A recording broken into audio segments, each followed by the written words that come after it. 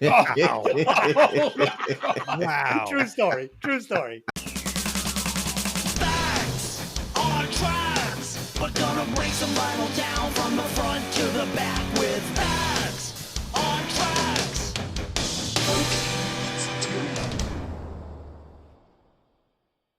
Showtime. Welcome to Breaking Vinyl. I'm your host, Des, a.k.a. Johnny. Fever.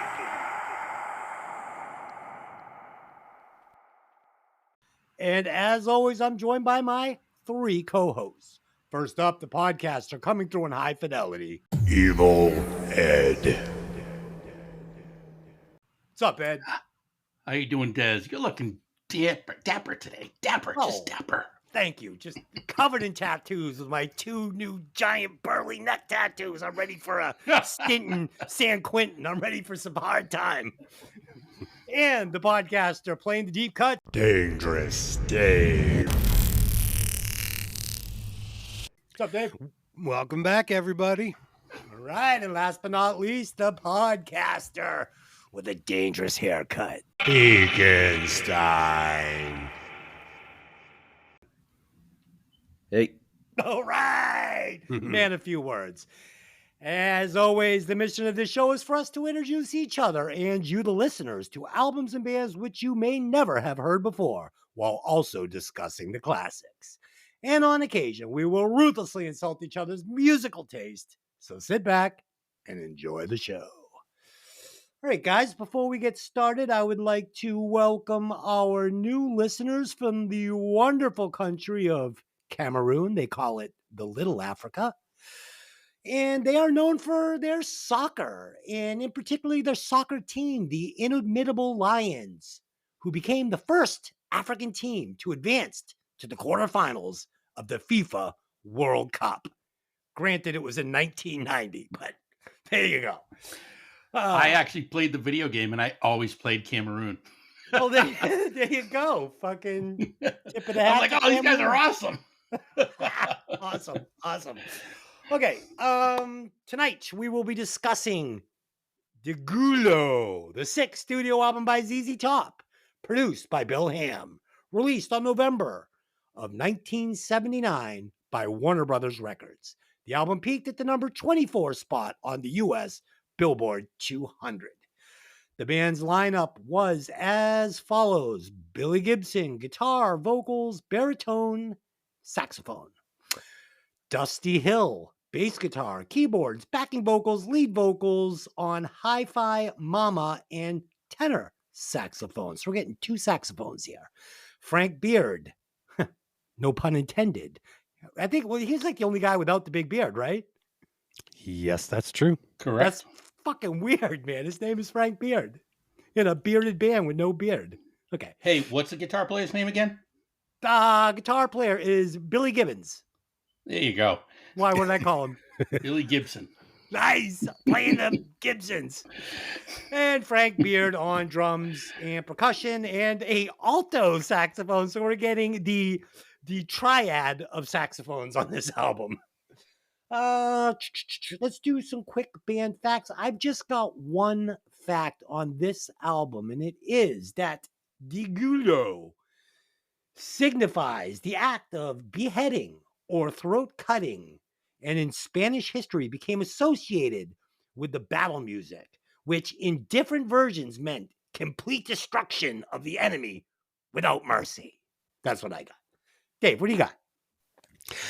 I have, this is the first ZZ Top release on Warner Brothers Records.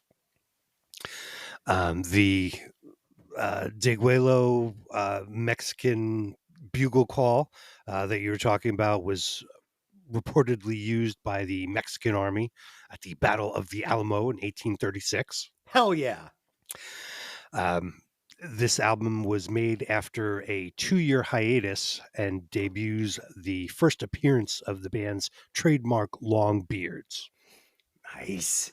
I heard that the beard thing was not intentional. Apparently, they just didn't shave for like 3 years and it became a thing. Like, it was not a premeditated decision they made. So interesting.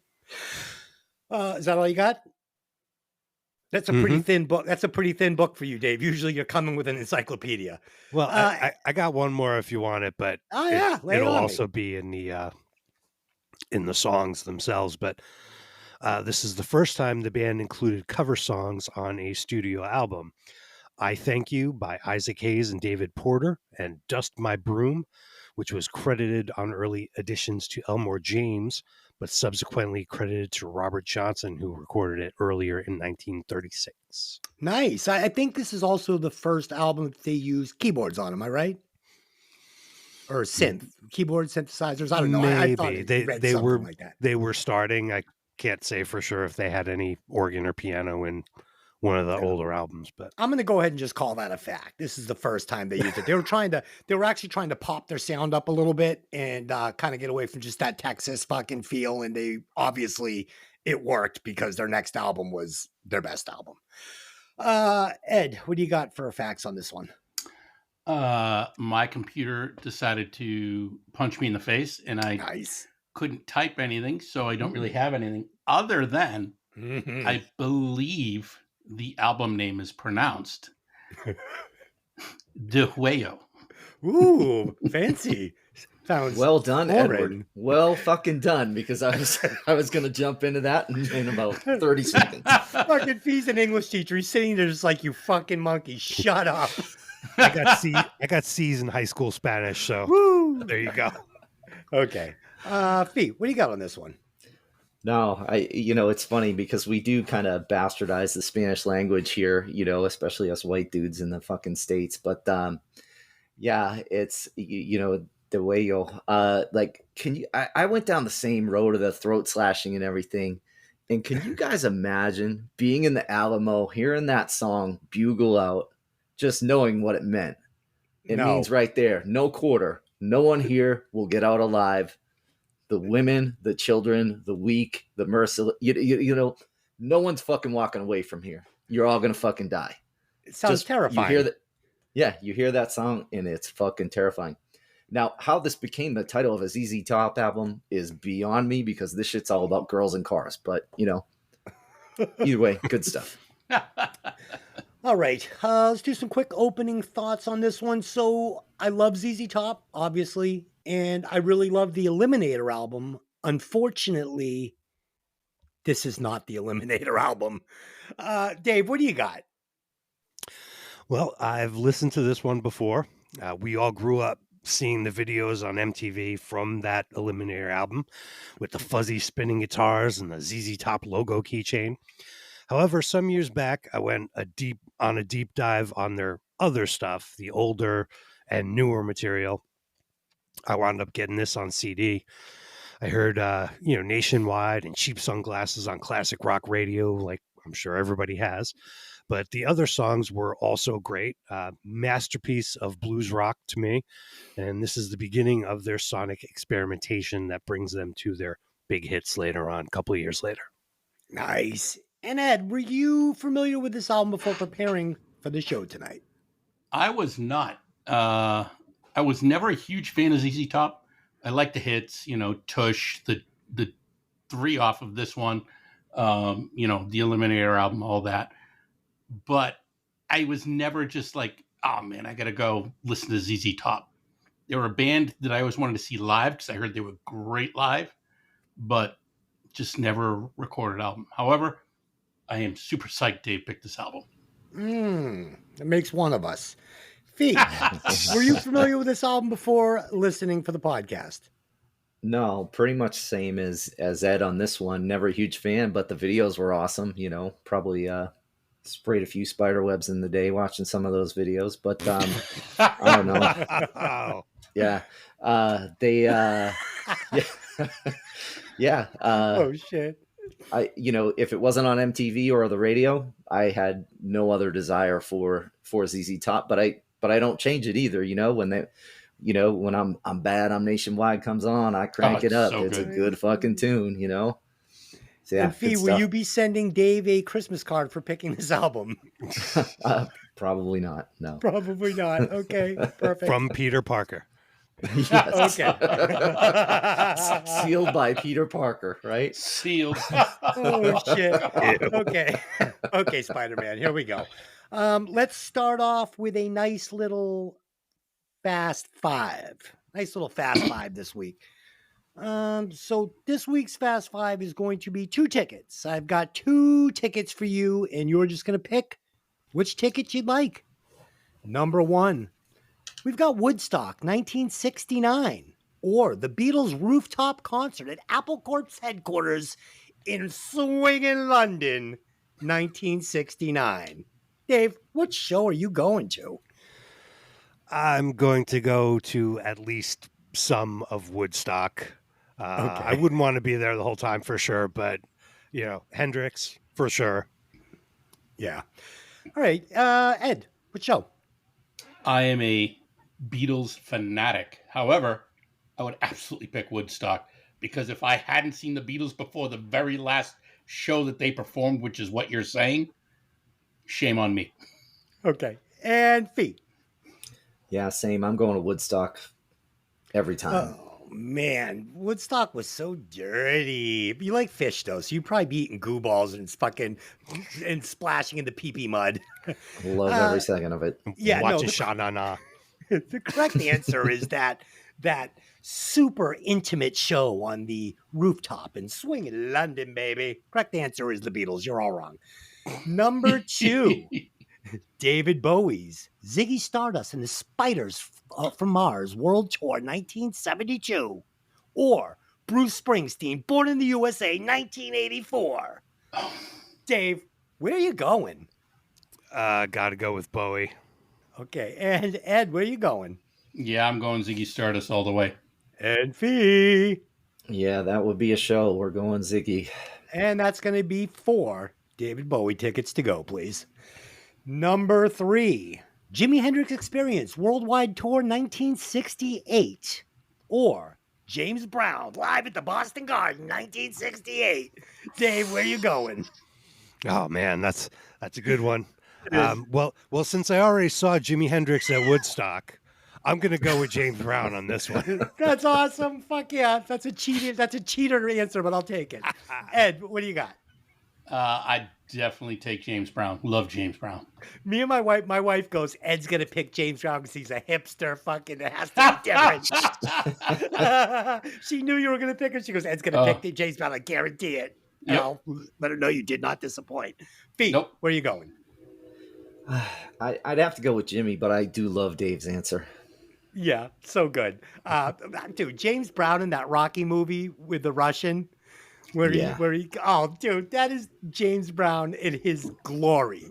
Living in America. Living in America with Apollo Creed, and if he dies, he dies. Very sad. Yeah, he was old then. If you caught him back in the '60s, Oh, yeah. it's even more of a show. Oh, Mhm. I had I to must watch. break you. I had to watch fucking Officer and a Gentleman today because we're reviewing it for Hey, did you ever see that movie? I wept 3 times. Wept. tears pouring down my face. Wept. Okay. Because you were forced to watch it against your will? Dude, that movie is fucking perfect movie in my estimation. Fair enough. Really? Yes. Okay. Oh, I mean, it had 2 Oscars, a #1 hit Oh, song. I'm not saying it's a bad movie. Fucking amazing. Fucking real life. Okay, number 4. Janis Joplin, brother in the Holding Company American tour while they were promoting the Cheap Thrills album. And I've got a fun fact about this one. That album cover was one of the first things I ever jacked off to. I found it in my mother's collection and was like, okay. So in 1968, or Fleetwood Mac Rumors Tour 1977. So you've got Joplin or Fleetwood Mac. Dave, what do you got? Oof, tough call. It Yeah, I'm gonna have to go with Fleetwood Mac. Ed, Yeah, I'm not a fan of Joplin. I'm going Fleetwood Mac every day. Pete. Same Fleetwood Mac. Yeah, I mean, Janis Joplin's super cool. I'd love to see it, but Fleetwood Mac had so many hits. I'm sure that was a more enjoyable concert. So Fleetwood Mac, 4 tickets to go and 1 DeLorean time machine to get there. Number 5, Black Sabbath World Tour 1970, or Led Zeppelin World Tour 1968. Dave, where are you going? Zeppelin for sure. I hate Sabbath. Nice, that was easy. Ed, Yep. where are you going? Zeppelin, please. And Fee. Led Zeppelin. Yeah, give me a summer squash and a tight pair of jeans. I'm going to Zeppelin too. Okay. Okay. So that's it. We're ready to go. Let's start to break this thing down. Track breakdown. We've got our very first song, and it is titled I Thank You. So right off the bat, super clean, super easy on the ears, which is nice coming in. Okay. For me, the charms of the song is these little intricate guitar riffs going on all over the place, simple drums, like really simple drums, smooth bass, raspy, cool vocal. It's a nice little appetizer for the album, but saying that it was ultra smooth and easy on the ears is going to end up being a problem. Dave, what do you got? This was the first single off the album that peaked at 34 in the US. It opens with a juicy, gorgeous guitar intro, mellow, laid-back vibe. These guys didn't write this one. As we said before, it was Isaac Hayes and David Porter. It was released by Sam and Dave in 1968. I listened to the original real quick. It's a little bit flat, even though I like Sam and Dave, but it's not as good as the ZZ version. The lyric, "Kisses so good I had to holler for help," is a great lyric. It is. 3 to 4 guitar tracks going on here, one with a rotating speaker effect. We get to the guitar solo, and right out of the gate, you know Reverend Billy is not playing around. The grease on that solo is amazing. A little pinch harmonics, not super flashy, but full of feel. A little bottleneck slide guitar at the end of the fade out brings us to the next song. Oh, it was nice. Yeah. So, Dave, was that the same Isaac Hayes that tended bar on the Love Boat? No, that's Okay. Isaac was his character. Isaac Okay. Hayes was Chef from South Park. Okay, just checking. Yes. Ed, what do you got on this track? Oh, Daddy. I think that was Ted Lang was the actor on the Oh, Love my Boat. God. Played Isaac. Nice. Dave, that rotating speaker, you talking about this? And I'm not trying to get off track here. I was just recently in New York, and I went into this tiny little club, and I don't know if you guys have played like the shitty bars of New York before, but it's one of those, you show up, you play 20 minutes, and then you leave, and everyone leaves. So we wound up going in because these 3 older guys walked in, and he had this amp that the speaker literally rotated in the amp. Is that what you're talking about for the rotating speaker amp? Somewhat, yeah. I mean, they've had some vintage amps that have that built in, but usually guys will use a Leslie speaker, like Stevie Ray used to, and that was a Hammond organ speaker, and sometimes they would modify it to be used to hook up a guitar amp too. Gotcha. And just so happens that the band that I saw was a 3-piece blues band, and they were phenomenal. Nice. Yeah, I couldn't find out exactly what he used for that sound, because Billy Gibbons is always pretty shady about his gear and the way he gets some sounds, so he is not always straightforward with how he makes those sounds. Yeah, so true. All right, I thank you. I think it's a great cover song. I think it flows ever so smoothly. And I think there's just a little bit of distortion on the bass. And I think Dusty just keeps it super meaty. And the main background guitar, that smooth reverb tone, it was like orgasmic to me. I was like, how clean. It didn't echo so much as it just sounded like angels. Like when I heard it, I can't describe it other than that. But it's just ever so soft, and it's just beautiful. I think Billy's guitar solo is kind of mellow. It's good. The tone on his guitar is great during the solo, but I found it kind of lacking considering how full I think the rest of the song sounds. But that might have been on purpose just because everything else sounds so full in this song. Nice. V, what'd you think about it?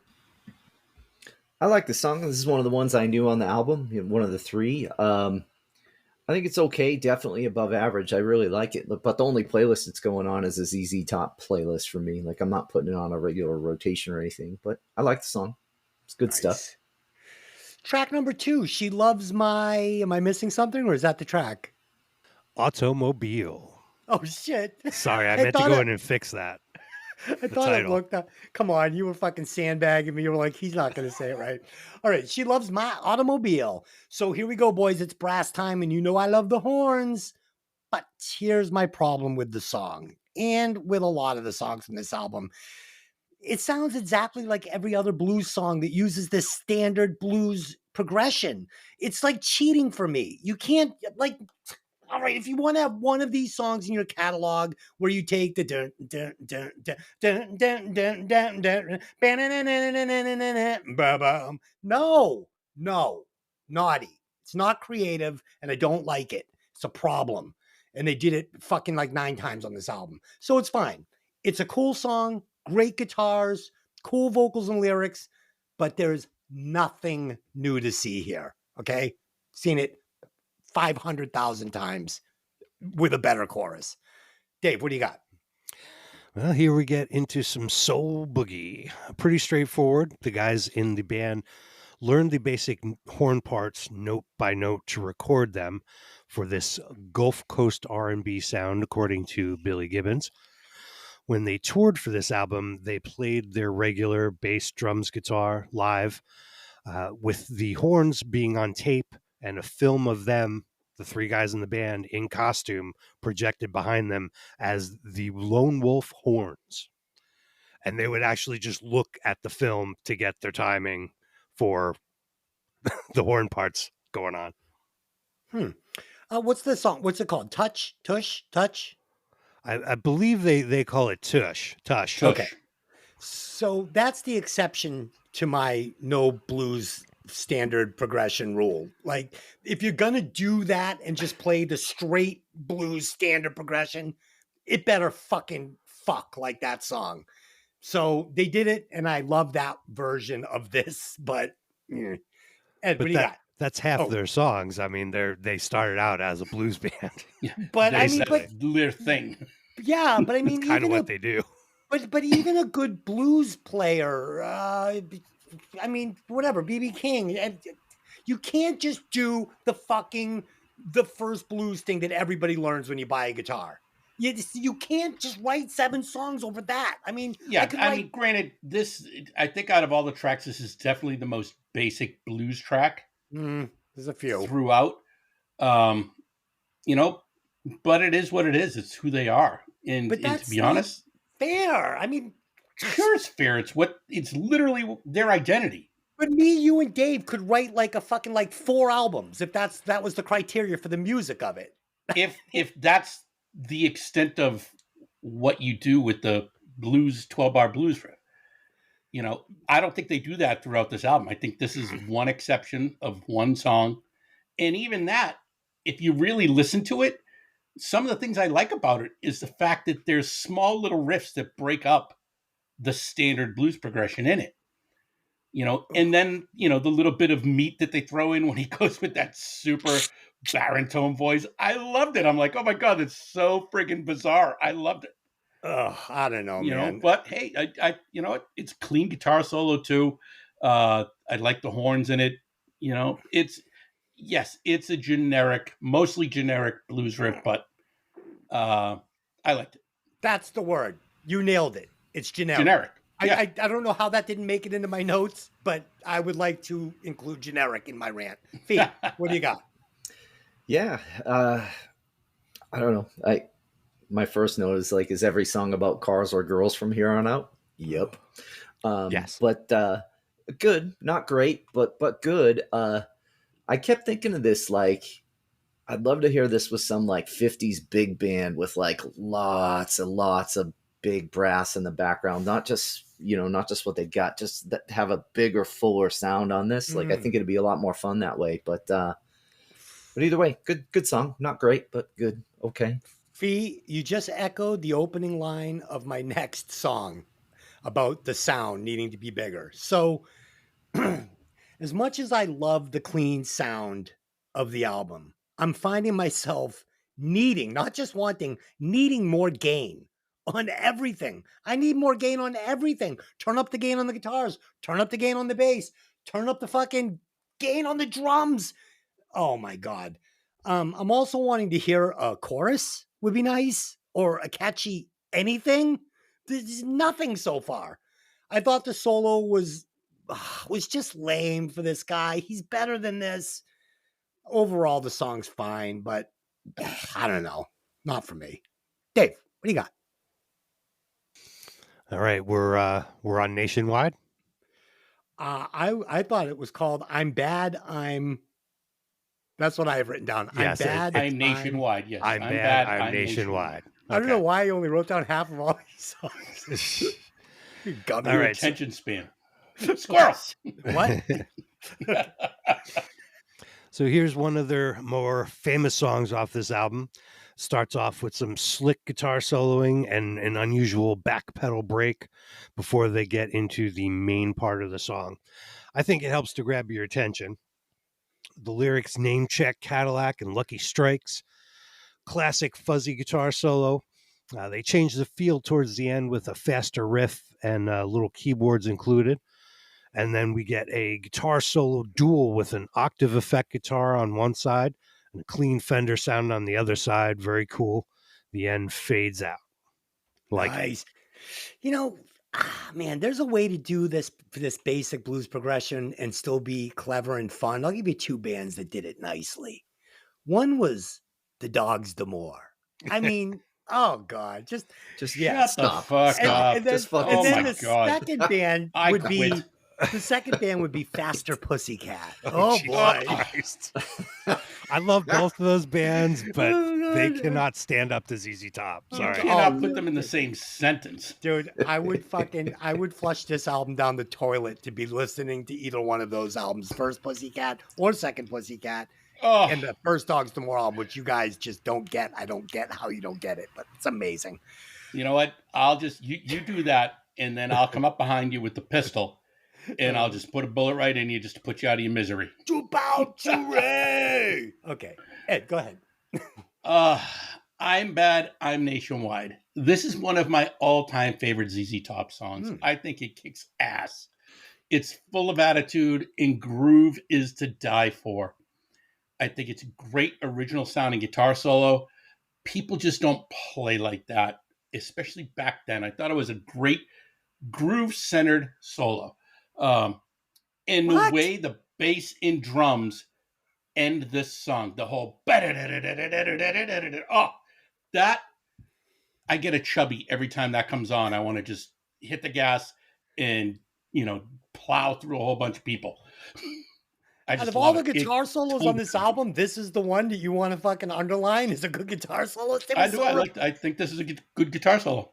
You great played the guitar same solo. lame riff like 9 times in a row. It was so But it repetitive. fits the song. See, Oh, I don't listen to guitar solos to say, oh, this guy, is a shredder or this.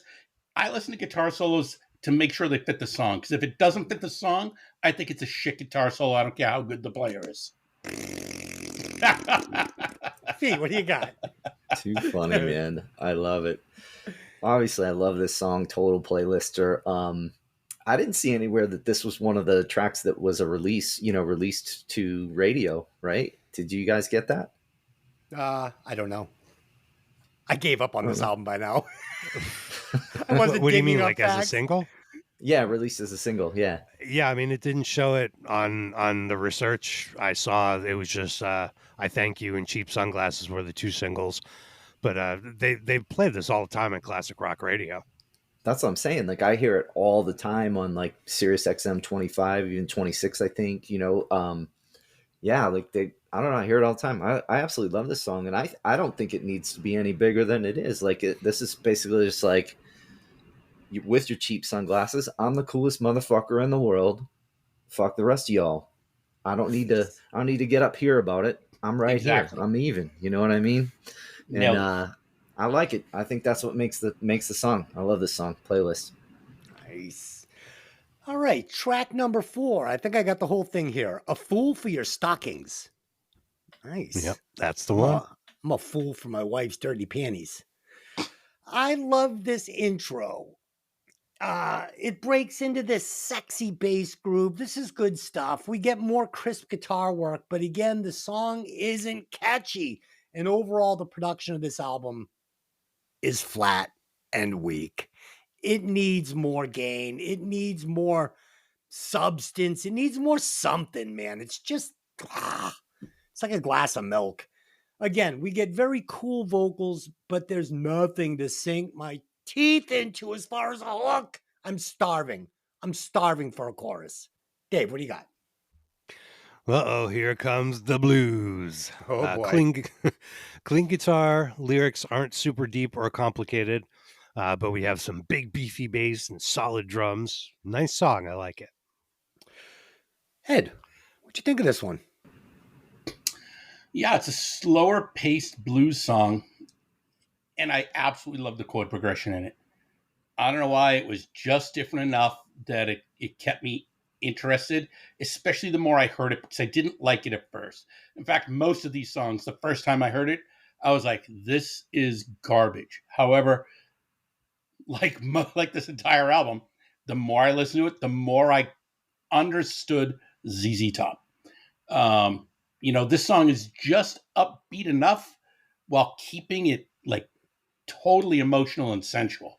I mean, I just think it's there. The song really grew on me the more I listen to it. I love it.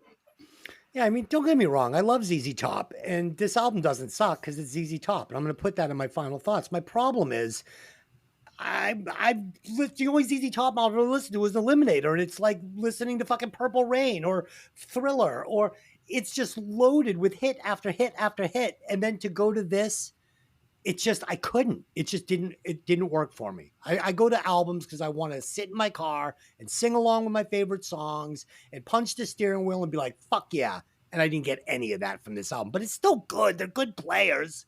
Fee, what do you got? You know what I like about these guys the most is that they are who they are. They don't fucking hide anything. They don't. I'm a fool for your stockings. You might as well be saying, I want what's between your legs, like that. That's it. And more girls, great. But these guys are so cool that they can write a creepy, cheesy song like this and pull it off. You know what I mean? And that's, I don't know. I kind of respect that to a point. This isn't like Poison coming at you with, whatever. This is ZZ Top. Like, I'm a fool for your stockings. And they're probably walking away with that girl, Wild. Just okay. Tell me, Fee. What's your opinion of the song Pearl Necklace? Well, again, it's creepy. It doesn't talk about little girls, so I'm okay with it. But it's I mean, that's as straightforward as you can get. You know what I mean? Like, these guys just bring it like that. Like, pearl necklace. I'm gonna pearl necklace you, and you know what? Probably do. Good for them. But just what I love about this panel. So I wrote a new song and I sent it to Fee. I'm like, what'd you think? He goes, yeah, I really didn't like it.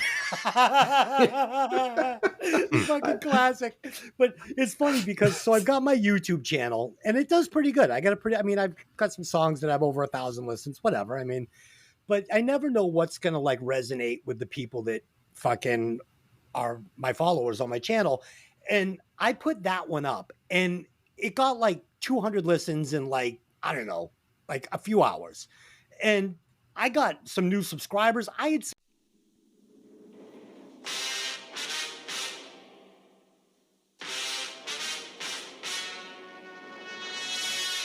Ladies and gentlemen, the story that was told was true, but unable to be shared to protect the identity of all parties involved. But it was a fucking good one. You should have heard it.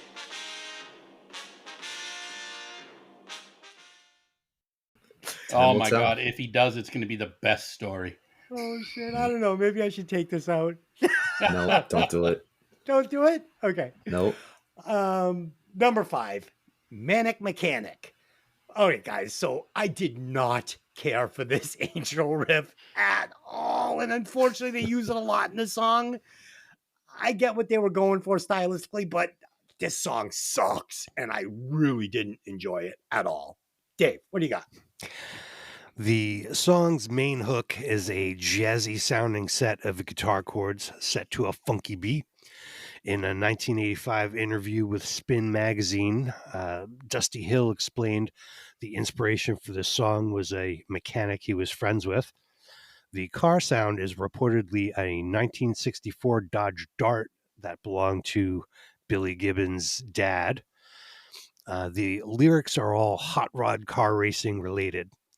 The vocal effect was discovered by Billy Gibbons on the Phil Donahue show. Their studio engineer, Terry Manning, explained in an interview. The Donahue show used it to disguise their guest's voice. And so then the engineer called up the show to find out how they did it. And they got the info out of them and they used the effect on Billy's vocal. I'm guessing it was probably an early Eventide harmonizer box. And we even get some cowbell in there. Nice. Nice. Yeah. Everybody likes the cowbell, especially Christopher Walken. Ed, what do you got? So the first time I heard this song, I was with you, Des. I was just like, what the ever-loving fuck is this? But I also said, is this Frank Zappa? Because it's a total Zappa tune. Right. Complete Zappa song. And the more I heard it, the more I fucking loved it. Oof. And I love it because it's so out of this world insane. It is. It's so weird.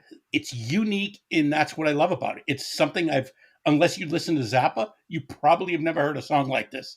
The chord selections, the absolute kick-ass guitar riffs throughout the song, they're all dynamite. I mean, and then you throw in those weird fucking sounds on his voice. Oh God, this song grew on me so much. Nice. I think you're going to be alone on this one. Fee, did you love this song? Did it grow all over you like spider webs? No, definitely no spider webs to this one. No, just some more cars, whatever, you know. I knew Dave was going to bring it on the Donahue show thing, and but I'm gonna read what I wrote anyway, because Des, this directly follows up with your track that I was talking about the other day. Yeah.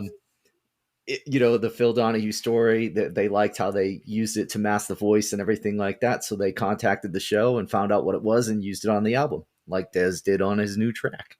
Right. That's what your new track reminded me of this song. So I don't know.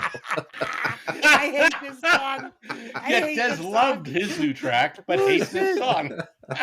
Dude, it was funny. I'll do this sometimes. I actually that new track, I'd actually laid down this rap beat. I was gonna do like an Eminem rap, and I was like, I could just do it, you know, and it just didn't work out. So the thing just sat for like a month, and I went back to it and just started trying to write something completely different over a rap beat.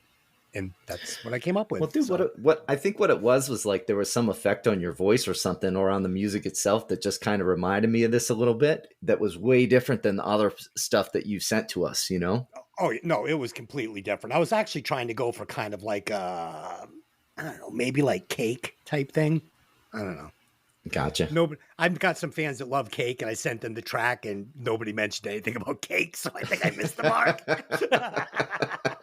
Yeah, if you guys want to listen to it, the listeners, go over to my YouTube channel. It's Des, and yeah, it's called I Can't Be Sure. So you could type in Des, I Can't Be Sure. I'm sure you'll find it. It's a kick-ass song. Fee doesn't know shit. 100 watt song, 100%. Fee saying no. Fee saying no. You can't let it go. He's like, dude, that song sucks. 20 watts. Okay. That ends side A. So I really didn't have anything going on in my life this week. Well, you have a little something I can share, but we'll run it around the table. Dave, anything you'd like to tell the listeners or us today? Job interviews. I'm available. Looking for a job. Interviews are tough. Wait, anybody's hiring, hit me up. How much longer do you got on unemployment? I don't know. Like roughly a month? A couple months probably. Oh, fuck, what are you even looking for a job for? I'm looking for a job like literally like 4 days to go. Like my last check's coming Friday. I've got to get a job. Like that's there you go. What do you do, Dave? I'm looking for like HR assistant, HR coordinator, something like that. I was did a job in that arena a while ago. Gotcha. And looking to get back there. But like I'm also open to, something crazy, high paying, jet pilot or something. Nice. I would like to find a job, like perhaps being the personal masseuse to Christina Aguilera. Be fine. I'd do that. Ed, anything happened to you this week? No, not this week. Not last week.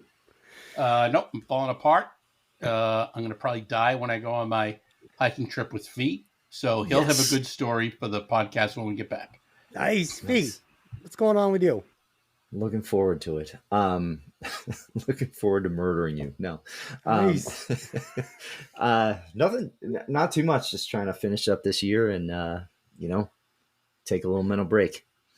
So two things. Yesterday morning, I took such a beautiful shit that I took a picture of it, showed my wife over coffee. That's Wonderful. true. That really happened. She's like, "You're a fucking idiot."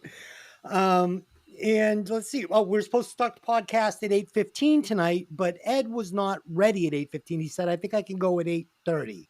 We ended up going at what, about 8:25, right around there? Yeah. So at 8:15, I went downstairs. I fucked my wife, took a shower, and still was able to make the podcast. So you do the math. Wow. True story. True story. Poor Dylan. True story. Yeah. Okay. That's There's it a then. I Motley think Crue song that's- about that, right? 10 Seconds of Love. Is that it? Yeah. Nice. Yeah. Nice. Okay. Let's continue on with this record. Track number 6, Dust My Broom. Oh boy, another standard blues progression. The vocal is just boring to me from a melody standpoint. Nothing to get excited about. No harmonies, no melodies, no, just boring. Same old, same old. And even though all the guitar and bass tracks are solid, I've heard it all a million times before, almost done identically, but with a good chorus. So this track is just okay at best. Dave, what do you got? We got some slide blues here. As we said before, the song was credited on early editions of the album to Elmore James, who performed the song in 1951. Later was corrected to reflect the authorship of Robert Johnson, who recorded it in 1936. And actually looking into it a little bit, the Robert Johnson version, they found some evidence of, let's say, sort of lifting parts from other earlier blues songs. We got some multiple tracks of guitars, but it's a pretty straight ahead blues number with bassist Dusty Hill on lead vocals. Ed, what do you got?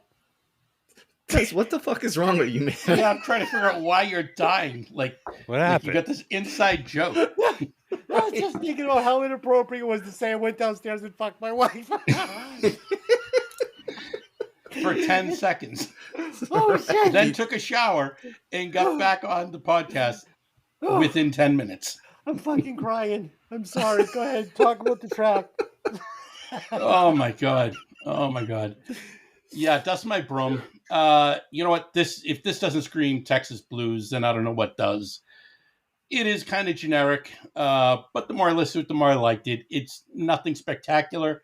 Loads of slide guitar. It's cool, but yeah, it's just a generic song. It's a filler. It is a filler. Fee, what do you got? Kind of like Desi. That's what she said. That's what Thank she you, said. Ed. Oh, dude, That for was my wife, it just- was 10 seconds too long. Okay? Right.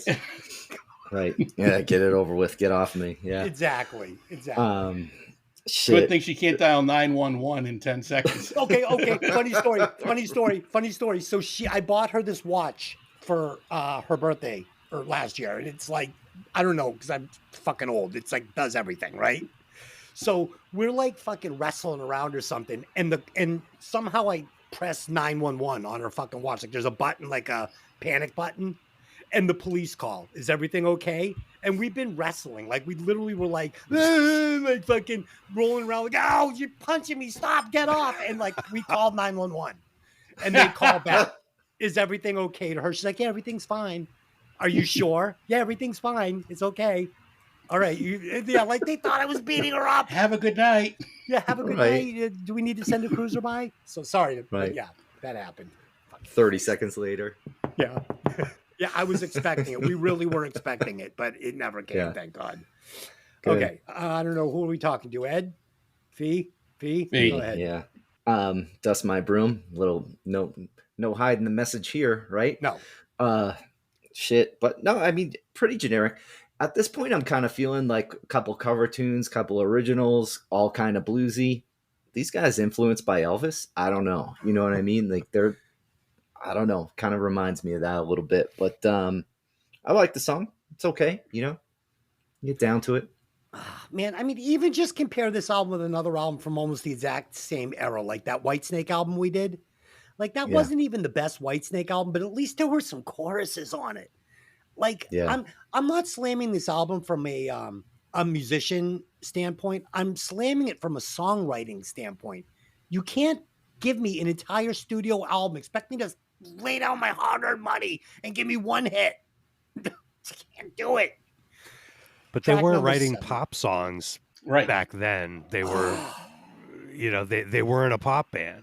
I know, but what about a song like Touch then? Like you can't give me a Tush. chorus? Tush, like a chorus. Give me a fucking chorus over this this basic blues progression. Like you can't write a chorus? Ugh. Low down in the streets. So this song, all right, so this is probably my favorite song on the album because it has the closest thing you're going to get to a hit chorus, which is actually the bridge. Okay. So this song was a nice little jam with some cool parts. The bridge is really good. It's catchy, it's melodic, it's interesting.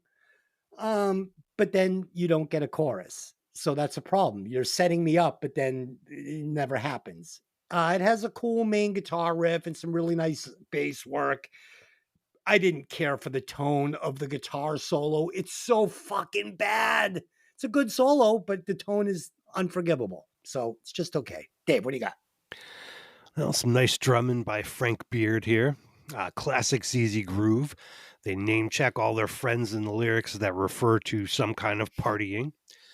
I liked the nice funky solo, but the song ends pretty quick. The song is under 3 minutes. Ooh, I know the feeling. Dave, what did you think of the tone on the guitar solo? I didn't mind it. Really? Yeah, Okay. Ed, what do you think of the tone of the guitar solo? Okay. it's a strat. What do you want? I don't know. A little gain. Little fucking. Ed, go ahead. Well, all right. Low down in the street.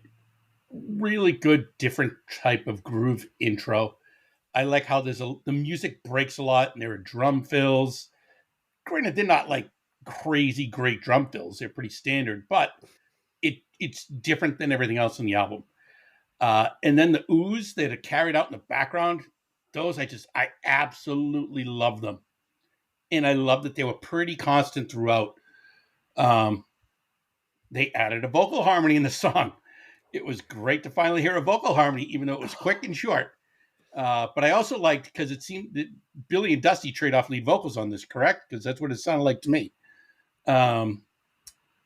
And during the guitar solo, and maybe this is just me biased because I'm more rhythm section focused, but I liked that the guitar solo worked because it made the drums and bass kind of stand out more than the guitar solo, in my opinion. In that, I found it interesting how they worked that into the song and how they kind of emphasize which layer of the music you were going to hear. So, Yeah, this, like I said, this is the most interesting song on the album for me, and I think that harmony you're talking about is in that bridge. It's so catchy and good. B, what do you got? Yeah, I like this song. It's okay. You know, above average for sure. Is this song about getting a hooker, though? Like, I couldn't figure out what this was about. I hope so. Probably. Yeah. But I guess my one note at this point, and I'll leave this to the musicians of the group here. At this point in the album, I'm like, are these guitars any good, or is it missing a little oomph? Oh, it's like missing throughout the whole album. oomph. It's missing a lot of oomph. Yeah. I lot think of they're oomph. good. I think it's a style choice, whether Okay. whether the tone bugs you or whether it doesn't. Yeah. Yeah, I Don't agree get me with Dave. wrong. Like I like the album so far. Like I don't dislike any of the songs. There's nothing on here where I'm like, get that off my radio, you know. But I was just like, I don't know. Like I wasn't overwhelmed. I wasn't underwhelmed. I was just like, they're there. Kind of like ZZ Top. They're kind of like there, you know. I don't know. Yeah, if this was a bowl of soup, I'd be sending it back. I'd be like, you forgot the oregano and the pepper and the salt and the celery.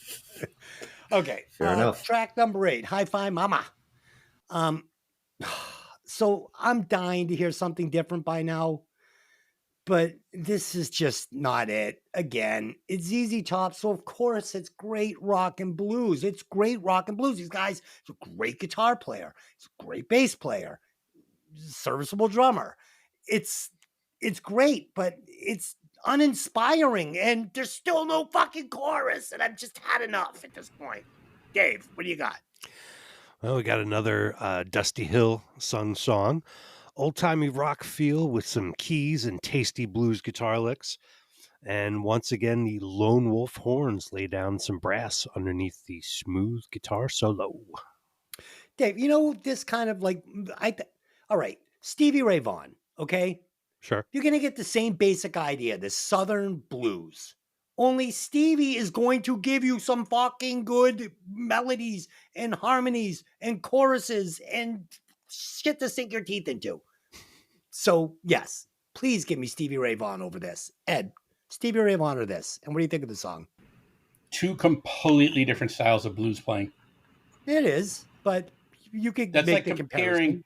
Jimmy Ray Vaughan to Stevie Ray Vaughan, the Fabulous Thunderbirds to SRV. Come on. They're 2 completely different things. What about the Fabulous Thunderbirds over to ZZ Top? Can we make that comparison? It's closer. Okay, well, let's go with that then. I'd still pick ZZ Top over Fabulous Thunderbirds.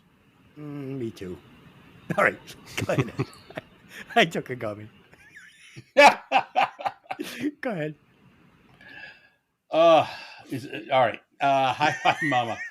The song opens really quick.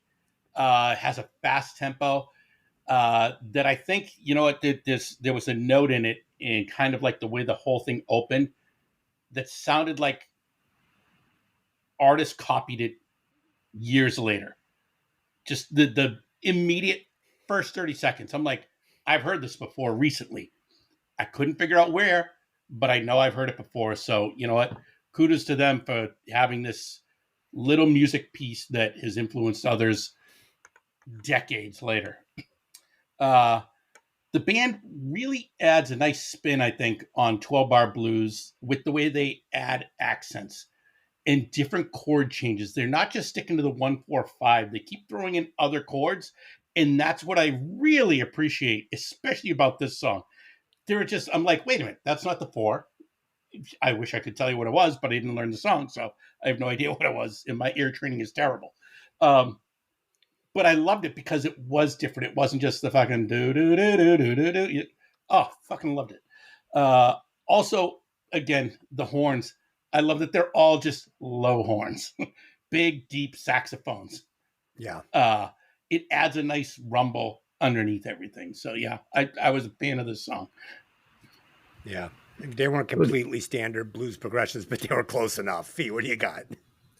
So that's what that was. I was going to ask you guys, is that the tenor sax in this? Is that what's that kind of like low, like horn hum in the background that they got going on? Yeah, the 3 of them playing saxophone. Yeah. Yeah. The- Tenor, alto, and baritone. Yeah. Oh, all 3. Oh, okay. Yes. Okay.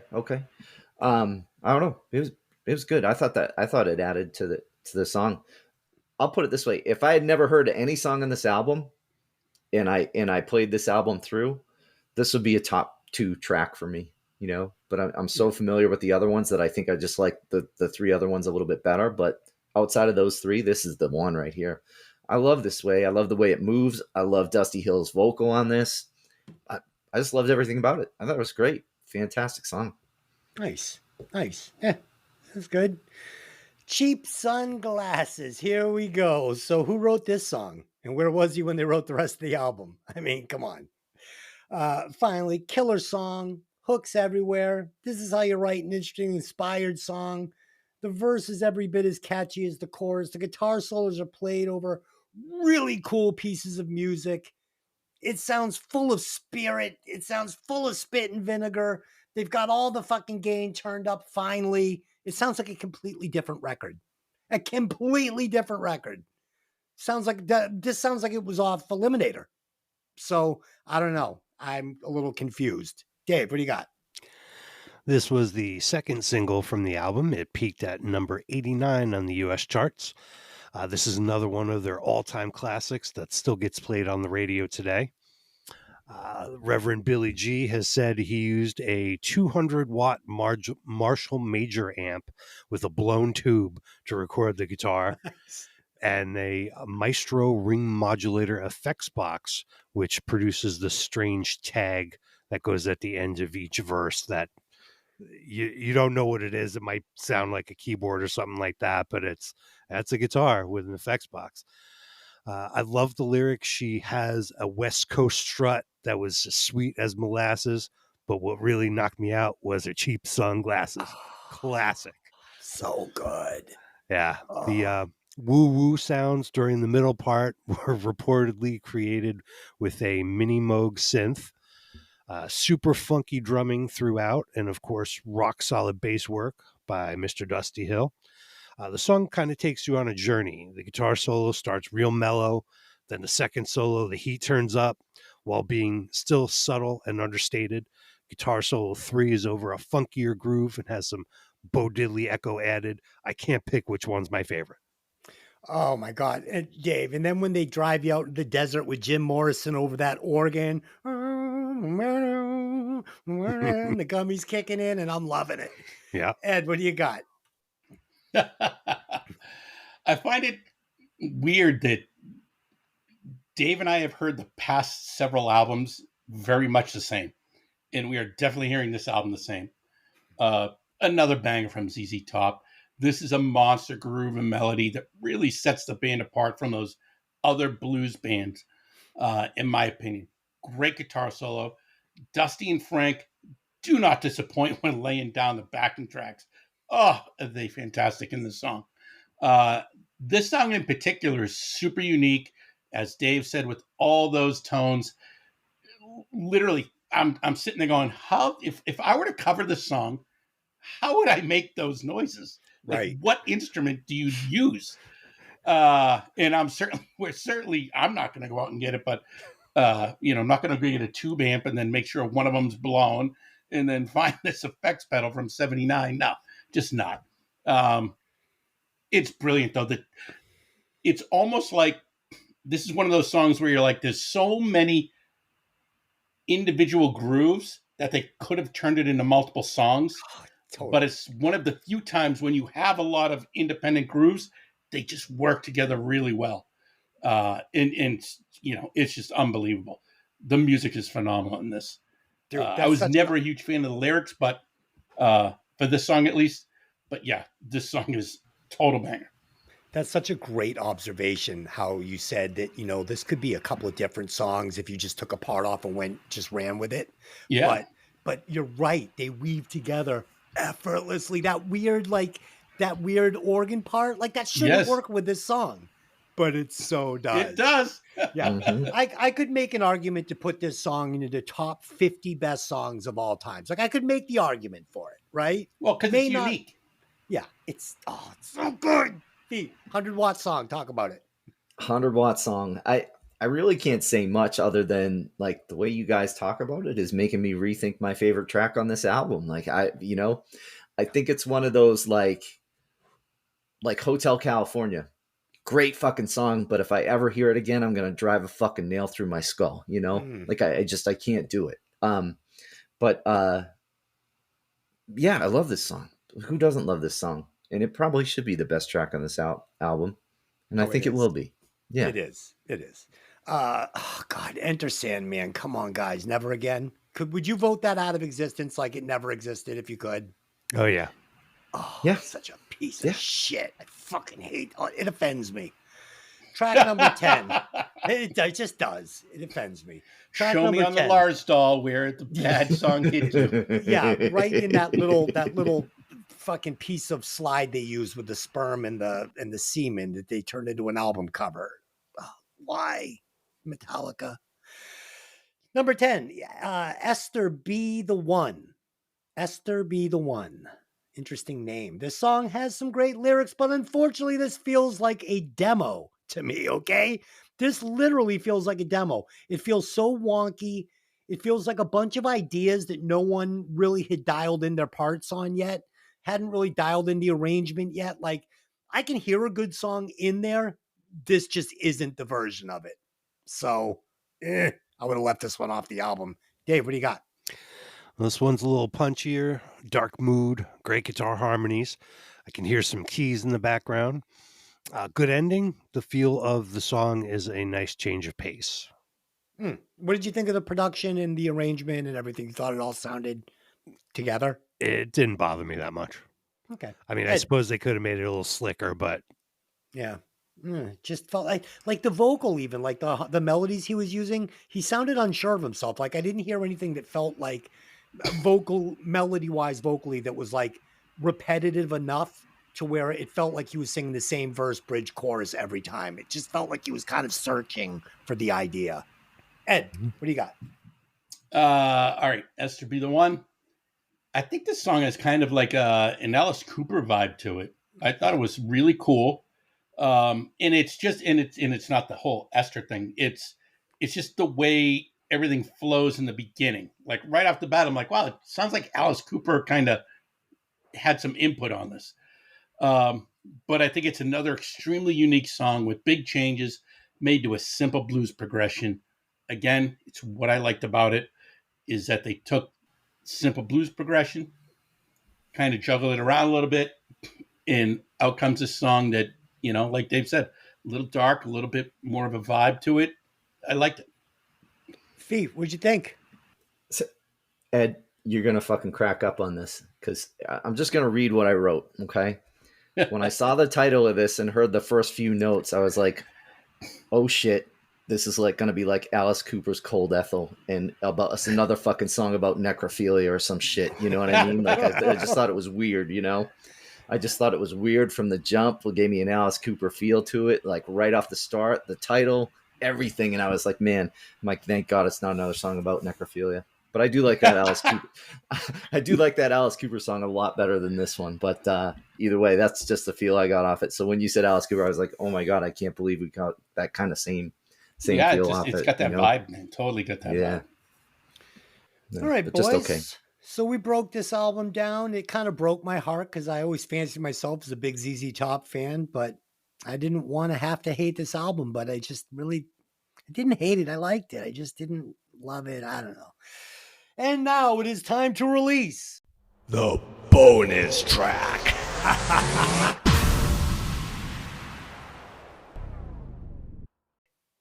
This week's bonus track was requested by longtime listener Mark Kitchen. He writes, boys, I'd love to hear you review Got the Time by Joe Jackson.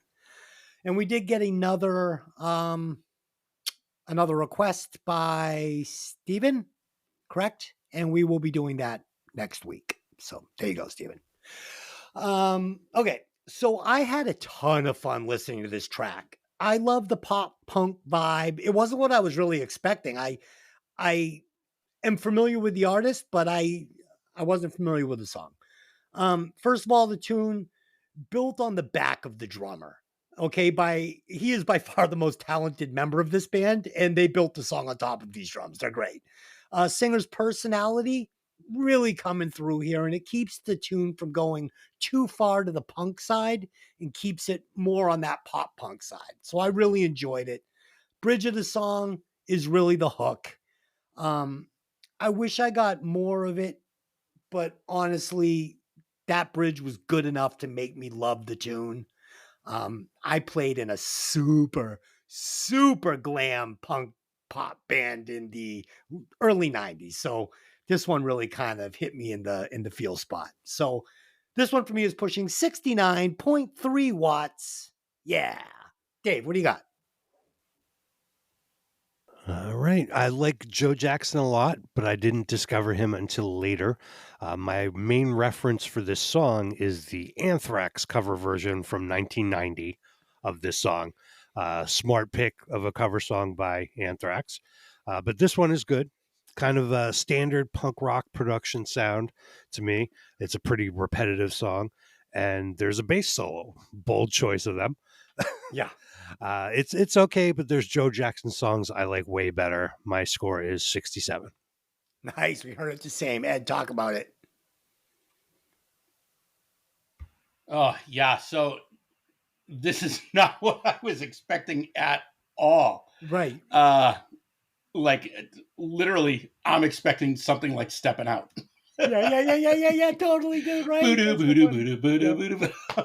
And then all of a sudden I get this whole punk song and I'm like, wait, what? Yeah.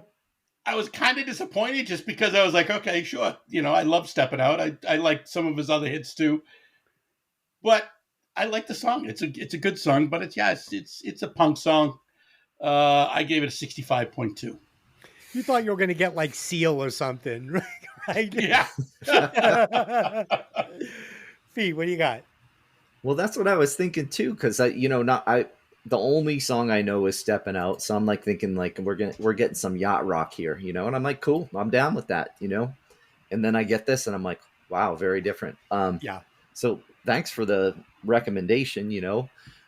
I like the song. I think it's okay. I think Joe Jackson's definitely worth checking out more of for me now, knowing that there's that kind of varied styles, stylistic music there. So, yeah, so I'll definitely put in some Joe Jackson essentials through Apple Music and see what comes next, So I like it. Not great, but I like it. 62 watts. Dude, it's so funny. We all thought we were going to get something else. You hit play and went, what? Yeah. Ed, how many watts is this bitch pushing? All right. So Got the Time by Joe Jackson is pushing 65.87 watts.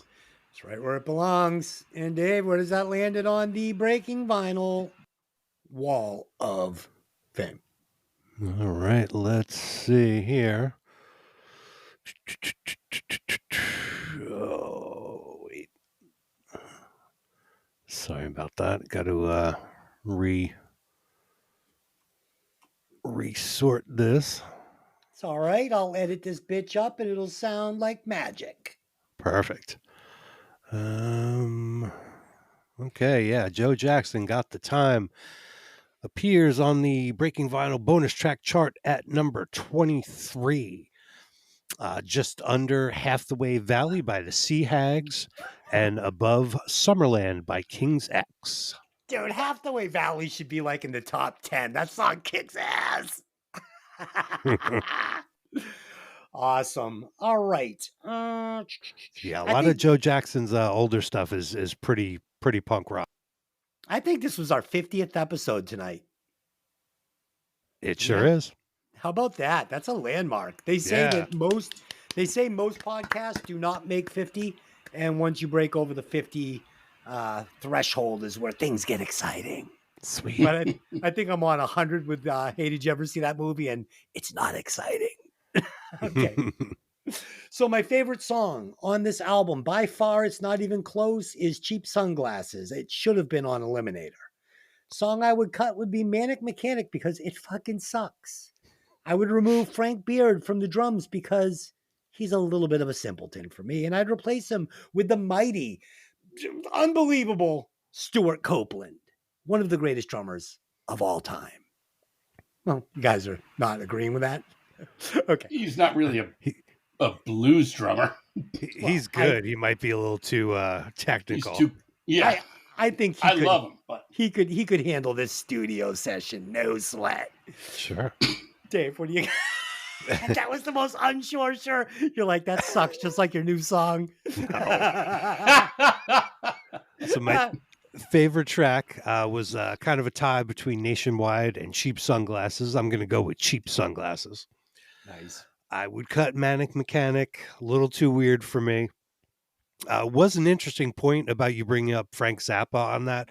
I didn't hear that, but there was something about the chords that reminded me of Steve Vai, which that was the link right there There you with go. Frank Yep, yep, Zappa. yep. I was like, what? Why do these chords remind that? That's exactly it right there. Cool. So yeah, I'm going to replace. You don't really need to change anyone. Each person is integral to the sound and vibe of the band. But if we have to, Frank Beard is an excellent drummer, but kind of laid back. So maybe we try somebody a little bit more wild, like Alex Van Halen. But it might Tommy be a mess. Lee. Who knows? Tommy Lee. And Oh boy! Oh boy! Oh boy! Lars Ulrich. No, Oh God! no band deserves that. Oh shit. All right, my favorite track is "I'm Bad, I'm Nationwide." Track I would cut is "Dust in My Broom," and I would replace Frank Beard with the late great Ginger Baker. Mm, All right. I don't like that much better than my pick. Can I jump on that? I'm going to Sure. bandwagon that with Ed. Poor Frank Beard. Stuart Copeland was wrong. That was a bad choice. He's Okay. just too good. Yeah, it's wrong. It was wrong for ZZ Top. I'm ashamed. Apologize. Fee, go ahead. Wow. Better I'm than curious to hear what you guys have to say about my pick, but wow, interesting. You all went with the drums. My favorite, yeah, you guys talked me into it. Cheap Sunglasses. It was same as you, Dave. Between I'm Bad, I'm Nationwide, and Cheap Sunglasses, and we'll go with it. I would cut Dez's track Manic Mechanic, and I wouldn't necessarily replace everybody, but I felt, like I said earlier, I felt a lot that the guitars were missing a little bit of oomph, a little bit more style to it. And I think I would add someone like Jeff Beck to this to play a little bit of the guitar on there. I don't know. Interesting. Okay, let's do some final thoughts. So, this is a ZZ Top album, so it's fine. If you like blues, you like great guitar playing, you like raspy vocals, it's fine. It's ZZ Top. It was just a little flat for me and was lacking a little bit of creativity, and it had no hooks. So, for me, it's pushing. I have 55.7 watts. I think it's a little better than that. I'm going to go 61.9 watts because it's ZZ Top, just because I have to respect ZZ Top. So there you go, 61.9 watts. But I want it to be put into the record that I said 55.7 first. Dave, what do you got? We'll asterisk your score. Yeah, in asterisk that thing. in the books. Yeah, like a deflated football. Sure. Well, this album has a few ZZ classics and the beginnings of their big music video hit era that was to come a few years later. The sonic experimentation with horns, keyboard / synth, and different effects definitely jazzes things up. At the core of it, you have a top-notch band with incomparable feel and tasty licks. I give it a 74. Ed, what you think of this one? So the first time I went and listened to this album all the way through, I hated it. I absolutely hated it. I liked the 3 hits on it, and that was it. I thought everything was garbage. But honestly, the more I listened to it, the more I'm like, okay, I kind of get it. And then I took a break from listening to it, and then I listened to it with fresh ears again. And I was like, okay, now I'm hearing everything that makes ZZ Top ZZ Top. And I wound up loving the album. I mean, do I think it's a great, I can't wait to hear this album again? No, but if any of these songs came on, I'd be like, okay, that's a cool groove. Would not bother me at all. And for that, I gave it 68.9 watts. You know what I would use this album for? This would be one of those albums I would use, like if I was going to write and I wanted to learn a couple of like new licks to put in my bag to maybe spice up my music a little bit. I'd put this in and I would learn a couple of these songs and hopefully lift a couple of good licks. Fee, what do you got? Okay, I don't know. Every song's just okay. You know what I mean? Like I didn't hate anything on here. I didn't even hate Manic Mechanic. Didn't even hate it. Me neither. So it was pretty cool. Like I don't know that I'll ever intentionally play this album again. I definitely won't intentionally play this album again. But like Ed said, if any of these songs come on, like on my playlist or whatever, or like the recommendations that you get through where you play like my station on Apple Music or whatever, I'll listen. I'm not skipping much on this. I thought I came in really high on this, and I was like, man, I got to cut this fucking score down. But after my initial like rating, I came in at 73 watts, and I think I want to keep it there. 73 watts. I'm glad you guys went a little high. I'm glad I went a little higher too. It's the great ZZ Top. You can't diss ZZ Top, even though I just did for an hour and 12 minutes. Ed, what's the score? How many watts is this bitch pushing? All righty. ZZ Top is pushing 69.45 watts. 69, dude. Dave, where does that land on the breaking vinyl chart? All right, let me see. All right, ZZ Top, and the correct pronunciation is Degüello. Oh, Did I get it? Correct. oh Sweet. No. All No, right. yo, it's not Yo, sway. yeah. Yeah, it's yo. Degüello. L is yo. Mhm. Is yo. Why?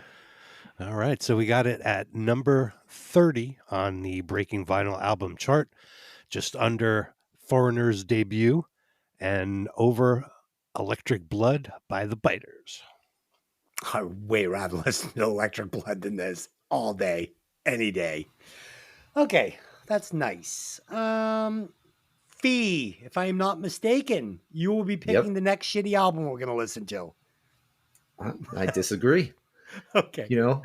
I was gonna go with an artist with a lot of albums and pick one that had all the hits, so Des didn't fucking cry about it. Nice. But I'm not doing that because I heard this song on the radio today, and I want to hear this album instead. So we're gonna listen to some Dokken this week. Oh, you Under Lock and Key. Jesus. Nice. Love it. There you go. Which one? Under Lock and Key. Fuck yeah. Oh, Under Lock. Dude, huge Dokken fan from the day. So I am so this is like one of their biggest albums.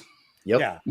I figured I'd be pandering to our audience with this one. You know what I mean? Like this is gonna be a goodie. Dude, I'm so excited. I love George Lynch. You got some Jeff Bilson. We got some fucking this is gonna be fun. Yeah. And I'm gonna tip my hat. I'm gonna give you guys I'm considering choosing this for my next pick because I am curious to see how you would score an album like this. Poison's first album. What is it called? Look What the Cat Dragged In? Is that what it's called? Yes. Okay. How do you score an album that is a happy meal? There's nothing of substance in there, but it's delicious. It's delicious. Like it's just like how are you going to score this? Oh, I cannot stand 69s that across album. the board. It's like a 100-watt album with like a 50-watt performance. Like I can't explain it. That is There such a you go. shitty album. Yeah, the songwriting is phenomenal. All right, but maybe not. I may not choose that. Okay, guys, so that's it. Last week on Hey, Did You Ever See That Movie? We did Better Off Dead, the 80s comedy with what's his face there? Cusack. John Cusack. John Cusack, thank you. And Great movie. Yes, we all loved it. It was fucking phenomenal. Van Halen. And this week we are reviewing An Officer and a Gentleman. I watched it today and I literally sobbed 3 times. Tears pouring down my face. Big nose and a Kleenex. Oh, it's so powerful. I loved it. I'll give you a little preview. I'm going to give that a perfect 5 rewatch score. Perfect 5. Okay, guys, that's it. Until next time, take the albums out of the sleeve and let the music breathe. See you later. Bye-bye. Bye-bye. Later.